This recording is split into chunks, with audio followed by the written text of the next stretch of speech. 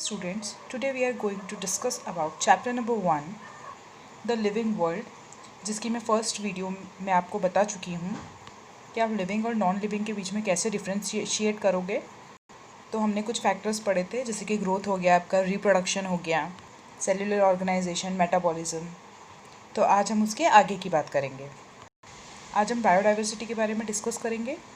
आज का जो टॉपिक है उसमें हम किसको डिस्कस करेंगे? बायोडाइवर्सिटी को। So what is biodiversity? Bio means होता है लिविंग, ठीक है, और डाइवर्सिटी का मतलब होता है वैरायटी। तो हमारे वर्ल्ड में या किसी भी एक स्पेसिफिक एरिया में मिलने वाले जितने भी ऑर्गेनिजम्स की वैरायटी है, उनकी स्पीशीज़ है, या फिर जो नंबर ऑफ़ इंडिविजुअल्स प्रेजेंट है किसी भी एक पर्टिकुलर एरिया में, उसी को हम डिफाइन करते हैं as a biodiversity. The type of organisms और नंबर ऑफ़ स्पीशीज़, यानी कि किसी भी ऐसी स्पीशीज़ के कितने तरीके के ऑर्गेनिजम्स हैं या फिर कितने नंबर ऑफ़ स्पीशीज़ हैं, तो उसको हम क्या कहते हैं? बायोडाइवर्सिटी। हम लिविंग ऑर्गेनिजम्स के बारे में बात कर रहे हैं, इसलिए हम यहाँ पर बायो वर्ड का यूज़ कर रहे हैं। द टाइप्स ऑफ ऑर्गेनिजम्स और number of species are found in particular environment. तो अर्थ के ऊपर भी इसी तरीके से कुछ स्पीशीज़ गिवन है। आपके एनसीईआरटी में लाइन दे रखी है अर्थ पर जो स्पीशीज़ गिवन है उनके बारे में। तो आपकी बुक में दे रखा है कि 1.7 और 1.8। अब ये किस में है? बिलियंस में है, मिलियंस में है, ठीक है। ये क्वेश्चंस आपका कॉम्पिटिटिव एग्जाम में भी आता है, तो आपको याद होना चाहिए कि 1.7 टू 1.8 मिलियन भी है, और आपको कहीं 17 टू 18 लाख भी दिखेगा, तो दोनों ही सही है। तो हो सकता है आपको ये टर्म लिखी हो या फिर ये वाली लिखी हो, तो दोनों ही एक ही बात है। तो बायोडाइवर्सिटी में हमने बात करी about the species. Number of species या टाइप्स ऑफ ऑर्गेनिजम्स एक पर्टिकुलर एरिया में मिलते हैं।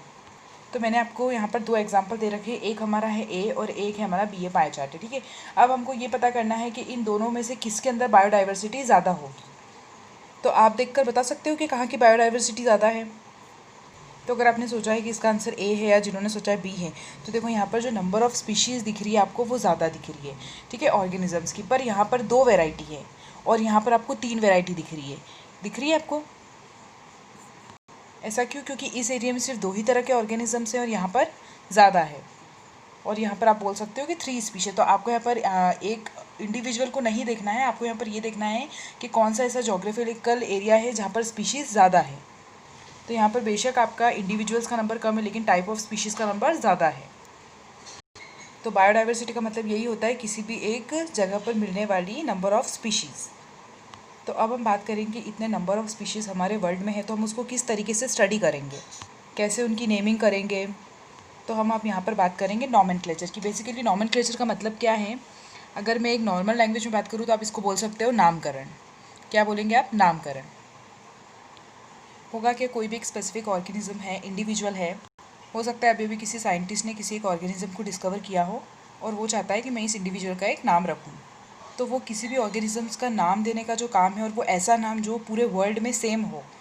मीन्स ऐसा नहीं होना चाहिए कि दिल्ली में उसको कुछ और कह रहे हैं, रतलाम में उसको कुछ और कह रहे हैं, अमेरिका में उसको कुछ और कह रहे हैं, ऐसा नहीं होना। ये चाहिए कि हर मतलब उस पर्टिकुलर ऑर्गेनिज्म का हर जगह नाम सेम हो।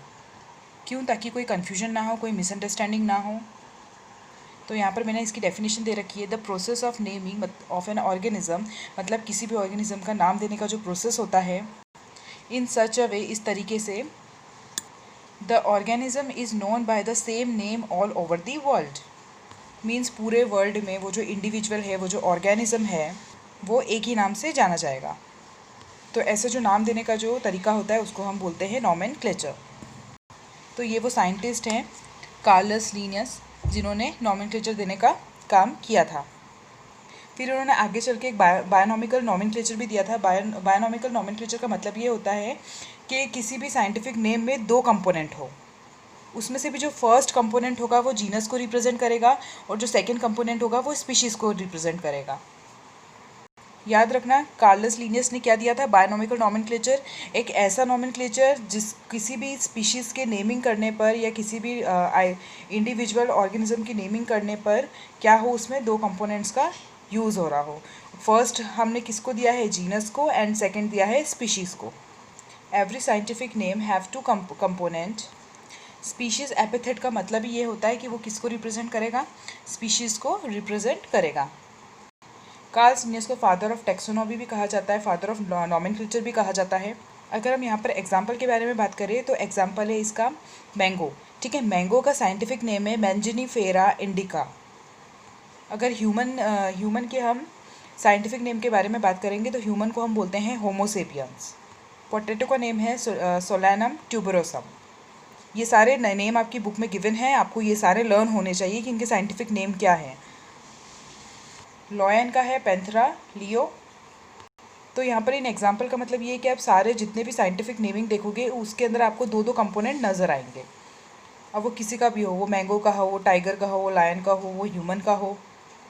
और इन सभी कंपोनेंट्स के अंदर जो फर्स्ट होता है वो जीनस को रिप्रेजेंट करता है और सेकंड जो है वो आपका स्पीशीज़ को रिप्रेजेंट करता है। अगर मैं होमोसेपियंस को लिखूँगी तो मैंने कैसे लिखा है, देखो दो अलग अलग कंपोनेंट्स में लिखा है मैंने इनको। अब बात ये आती है कि हमको ये साइंटिफिक नेमिंग की ज़रूरत ही क्या पड़ी। तो एक होता है किसी भी चीज़ का साइंटिफिक नेम और दूसरा होता है कॉमन नेम। कॉमन नेम का मतलब ये हो गया कि आप किसी स्पेसिफिक जगह पर ही उसको बोलोगे या फिर सिचुएशन के अकॉर्डिंग देखोगे और बोलोगे। पर साइंटिफिक नेम एक ऐसा नेम है जो पूरे वर्ल्ड में सेम रहता है, आप उसको चेंज नहीं कर सकते हो। हम एक हमारा ही एग्जांपल लेते हैं कि हमको घर में अलग अलग लोग, अलग अलग जितने भी हमारे घर के मेंबर हैं वो हमको डिफरेंट डिफरेंट नेम से पुकारते हैं। ठीक है, तो वो हमारा हो गया कॉमन नेम।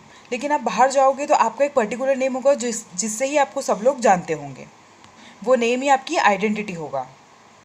ऐसा समझ लो कि जिस नाम से आप स्कूल में रजिस्टर्ड हो वो जो नेम है वो आपका एक साइंटिफिक नेम है। कभी भी जब हम टू कंपोनेंट्स इसमें होंगे तो उसमें जो उसका जो सेकंड कंपोनेंट होगा उसका जो फर्स्ट लेटर होगा वो स्मॉल होगा। ठीक है, और जो सेकंड कंपोनेंट का जो फर्स्ट लेटर होगा वो स्मॉल होगा और जो फर्स्ट का फर्स्ट लेटर होगा वो कैसा होगा, कैपिटल होगा। अगर किसी साइंटिस्ट ने कोई न्यू रिसर्च की है या न्यूली किसी प्लांट पे रिसर्च करी है या डिस्कवर किया है, मान लो एक साइंटिस्ट है जिसने एक न्यू प्लांट को डिस्कवर किया है, उस प्लांट का नाम भी मैंजिनीफेरा इंडिका ही है, तो क्या ये पॉसिबल होगा? क्योंकि मैग्नीफेरा इंडिका जो है वो तो साइंटिफिक नेम है और वो ऑलरेडी मैंगो का नेम है, तो क्या आप वो दूसरे पे रख सकता है क्या? तो अब उसको ये चीज़ कहाँ से पता चलेगी? अब इतनी सारी स्पीशीज़ हैं तो वो ये सारे नाम तो रट नहीं सकता कि ये इस स्पीशीज़ का है, इसका नाम ये है। हो सकता है मुझे किसी चीज़ का साइंटिफिक नेम ना पता हो, कोई दूसरा साइंटिस्ट है उसको दूसरी चीज़ का नाम ना पता हो। तो आप यहाँ देखोगे ICBN और ICZN नाम की दो कम्युनिटीज़ हैं। ये क्या है? कुछ नॉमेनक्लेचर के ऑर्गेनाइजेशन हैं जो रिस्पॉन्सिबल है सारा डाटा कलेक्ट करने के लिए प्लांट्स का और एनिमल्स का। इसका फुल फॉर्म है international code of botanical nomenclature और ICZN का है international code for zoological nomenclature. तो आपको यहाँ पर बोटानिकल का मतलब समझ में आ रहा है, यहाँ पे हम किसके बारे में बात कर रहे हैं? बॉटनी के बारे में। और international code for zoological nomenclature क्या मतलब? जूलॉजी का मतलब होता है यहाँ पर मतलब जूलॉजिकल के अंदर हम जूलॉजी की बात कर रहे हो, जूलॉजी के अंदर आते हैं आपके एनिमल्स और बॉटनी के अंदर आते हैं आपके प्लांट्स। तो यहाँ पर ये हमने बात करी नॉमेनक्लेचर के बारे में जो कार्लस लिनियस ने दिया था, बायनोमियल नॉमेनक्लेचर। उन्होंने कहा कि जितने भी साइंटिफिक नेम हैं उसमें टू कंपोनेंट्स होंगे, लेकिन इसको लिखने का तरीका भी कार्लस लिनियस ने ही डिसाइड किया था। तो उन्होंने कुछ रूल्स दिए थे ताकि कोई भी इन नेम्स को कैसे भी नहीं लिख सकता है। जैसे मैंने अभी आपको बताया ना, जो फर्स्ट का फर्स्ट लेटर होगा वो कैपिटल होगा और जो सेकेंड लेटर होगा वो कैसा होगा, स्मॉल होगा। तो उन्होंने ये बोला था कि साइंटिफिक नेम्स को भी लिखने के लिए एक स्पेसिफिक तरीका होता है। उन्होंने कहा कि all the scientific names are taken from Latins. याद रखना, बायोलॉजिकल लैंग्वेज को कौन सी लैंग्वेज से लिया जाता है? लैटिन लैंग्वेज से। And written in italics. इसको कौन सी लैंग्वेज में लिखा जाता है? इटैलिक्स में लिखा जाता है। ये आपको ई दिख रहा होगा बट ये सी है, ओके, इटैलिक्स। तो कार्लस लिनियस ने ये बोला था कि जितने भी बायोलॉजिकल लैंग्वेज होते हैं वो लैटिन लैंग्वेज से लिए जाते हैं और वो किस में लिखे जाते हैं? इटैलिक्स में लिखे जाते हैं। दूसरा उन्होंने बोला कि जो फर्स्ट कंपोनेंट होगा सभी साइंटिफिक नेम्स का वो जीनस को रिप्रेजेंट करेगा और जो सेकंड कंपोनेंट होगा वो स्पीशीज़ को रिप्रेजेंट करेगा। थर्ड रूल उन्होंने ये दिया था कि जो फर्स्ट लेटर होता है जीनस का उसको हम किस में लिखेंगे? कैपिटल में लिखेंगे, और जो सेकंड लेटर होता है स्पीशीज़ का उसको हम किस में लिखेंगे? स्मॉल। तो ये हो गया आपका जीनस और ये हो गया आपका स्पीशीज़। और जो फोर्थ उन्होंने दिया था कि वेन एवर हैंड रिटन, जब भी हम साइंटिफिक नेम को खुद लिखेंगे तो उस टाइम आपको जीनस और स्पीशीज़ को सेपरेटली अंडरलाइन करना होगा। ठीक है, यहाँ पर मैंने आपको एग्जाम्पल दे रखा है मैग्नीफेरा इंडिका। ठीक है, यहाँ पे जो मैग्नीफेरा है ये आपका क्या हो गया? जीनस हो गया, और जो इंडिका है वो आपका क्या हो गया? स्पीशीज़ हो गया। तो हमने क्या बोला कि लैटिन लैंग्वेज से लिए जा रहे हैं और इटैलिक्स में लिखे जा रहे हैं। तो यहाँ पर आपका एम कैपिटल हो गया और आई आपका क्या हो गया, स्मॉल हो गया।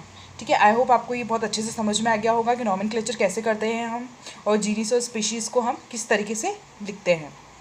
तो ये कुछ रूल्स जो कार्लस लिनियस ने दिए थे जिनको हम हमेशा फॉलो करते हैं, और अगर आप एग्ज़ाम में अगर इसमें कुछ मिस्टेक करेंगे तो आपके मार्क्स भी कटेंगे, इसलिए आपको जीनस और स्पीशीज़ को हमेशा जो रूल्स है उसके अकॉर्डिंग ही लिखना है।